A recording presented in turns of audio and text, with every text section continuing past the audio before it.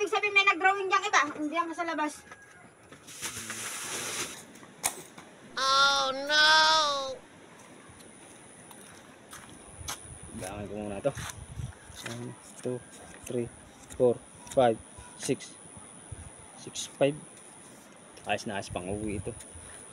Ang kasabihan,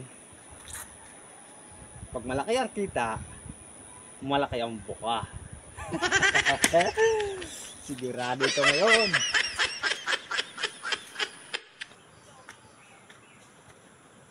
Oops, tika. Ang drawing. Ano kaya ang ginawa ni Kitong? Naayos kaya ni Kitong ang drawing? Ayos! Mas maganda pa nga eh. Sen! Woo! Darling! Tulog yata. Oh. Ayan ka na pala. Ano? Dadating mo. Uwi ka na. Abet, hapon ka na. Ay, siyempre, nagintay pa kami ng biyahe. Bag mo. Oh. Dito ka. Ano ba? Dito. Dito ka. Bakit ba nagpapabilis ka? Ano ko ba? Titingnan ko yung ano. Ang aga-aga pa eh.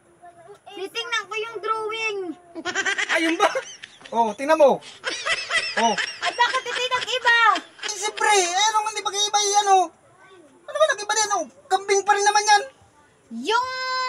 Yung drawing ko nung nakaraan, walang sungay. Ba't nagkasungay yan? Eh, siyempre, natagal ako sa trabaho. Anong natagalan ba? Ilan ba ako sa trabaho? Ay, dalawa. Dalawa nagkasungay agad ng ganyang kahaba? Ay, yung tagal na yun, siyempre, tutubuan yun. Ano ka ba? Tutubuan din nga eh. Oh,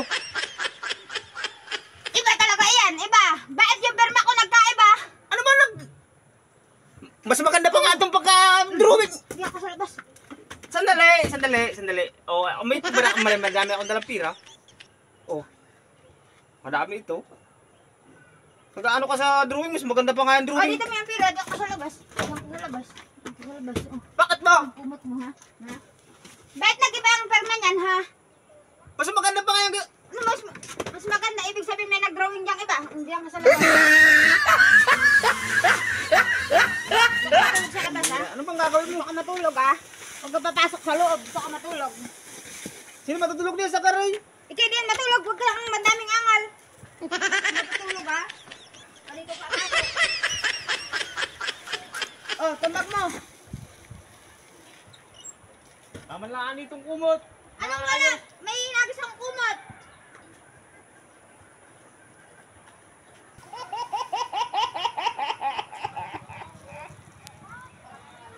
Ulan pa yata. Buhay talaga. Makapalpak niya si Kitong mag-drawing eh. Hindi ba iba eh?